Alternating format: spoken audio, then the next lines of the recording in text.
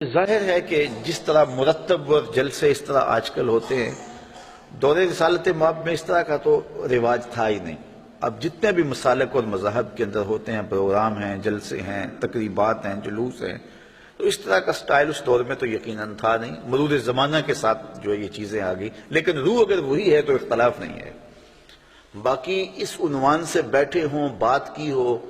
تو یہ صحیح احادیث سے ثابت ہے۔ حضرت امیر معاویہ رضی اللہ تعالیٰ عنہ کی مرویات سے ہے کہ حضور علیہ السلام مسجد نبوی میں تشریف لائے تو صحابہ بیٹھے ہوئے تھے، تو بیٹھ کر کے وہ ان کا باہمی کسی عنوان سے گفتگو کا، جلسے کا سٹائل تھا، بلکہ حدیث کے لفظ ہیں کہ حضور آئے تو فرمایا ما اجلسکم،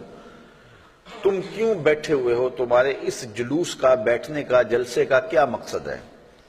تو صحابہ نے جو جواب دیا وہ سننے کے قابل ہے۔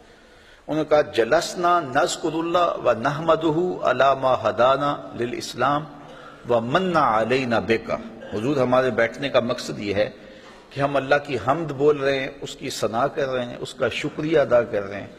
اس بات پر کہ اس نے ہمیں ہدایت اسلام دی اور آپ کی صورت میں ہمارے اوپر کرم فرمایا، وَمَنَّ عَلَيْنَا بِكَ، آپ کی صورت میں ہمارے اوپر کرم کیا۔ اور اگر اس کو حضرت حسان بن ثابت کے لہجے میں دیکھنا چاہو تو ان کے لفظ صریح لفظ یہ ہیں مَنَّ عَلَيْنَا رَبُّنَا أَن بَعَثَ فِينَا مُحَمَّدًا صلی اللہ علیہ وسلم، ہمارے رب نے ہمارے اوپر احسان کیا ہے کہ محمد عربی عطا کر دی۔ اور اگر اس کا اردو میں منظوم ترجمہ چاہو تو یہی ترجمہ ہوگا فضل رب العلا، اور کیا چاہیے، مل گئے مصطفیٰ، اور کیا چاہیے۔ من علینا ربنا ام بعث فینا محمد، تو انہوں نے کہا کہ ہم اس پر اللہ کا شکریہ ادا کر رہے ہیں کہ اللہ نے آپ کی صورت میں ہمارے اوپر احسان کیا ہے۔ جب صحابہ نے یہ بات کہی تو حضور مسکرا کے گزر جاتے، کہتے کہ اچھا کام ہے، اور اگر اچھا نہیں تھا تو روک دیتے، لیکن حضور فرمایا کیا صحابہ تم اس بات پہ قسم اٹھا سکتے ہو کہ اسی لیے بیٹھے ہو؟ تو صحابہ کو حیرت تو ہوئی ہوگی کہ اس بات پر قسم لینے کا کیا مقصد ہے، لیکن حضور نے کہا تو انہوں نے برجستہ عرض کی حضور ہم اللہ کی قسم اٹھا کے کہتے ہیں اسی لیے بیٹھے ہو۔ حضور نے باقاعدہ حدیث میں آتا ہے، مسلم کی روایت ہے، سنن نسائی میں ہے، باقی کتب حدیث میں ہے، حضور علیہ السلام نے ان سے قسم مانگی، مجھے قسم دو کہ تم اسی لیے بیٹھے ہوئے ہو۔ تو صحابہ نے عرض کی حضور ہم اللہ کی قسم اٹھا کے کہتے ہیں ہم اسی لیے بیٹھے ہیں۔ تو حضور نے قسم مانگی ان سے، اور انہوں نے سب نے باقاعدہ قسم دی، ہم اللہ کی قسم اٹھاتے ہیں، ہم اسی لیے بیٹھے ہیں کہ آپ کی صورت میں اللہ نے جو ہمارے اوپر انعام کیا ہے اس پر اللہ کا شکر ادا کر رہے ہیں۔ تو جب صحابہ سے باقاعدہ حضور نے قسم لے لی اور انہوں نے قسم دے دی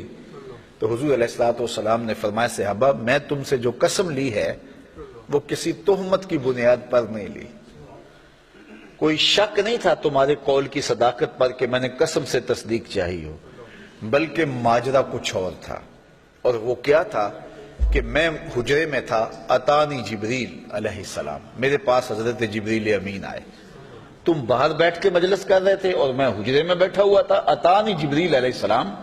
اور میرے پاس جبریل امین آئے، فاخبرنی ان اللہ یباہی بکم الملائکہ، مجھے جبریل نے آ کے خبر دی اے صحابہ تمہارے اس عمل پر اللہ فرشتوں میں فخر کر رہا ہے،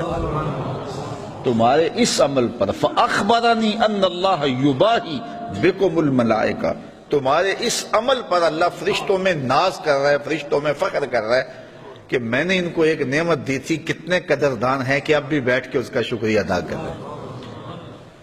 اللہ اکبر۔ تو مجھے بتائیے آج اگر میں اور آپ بیٹھ جائیں اور جمع ہو جائیں، چلو بیٹھنے کی جگہ پر چراغاں بھی کر لیں، نیچے اچھی چٹائیاں بھی بچھا لیں، اب اتنی آوازیں نہیں ہیں کہ زور سے بول کر آخری شخص تک آواز پہنچائی جائے، چلو سہولت کے لیے لاؤڈ سپیکر بھی لگا لیں،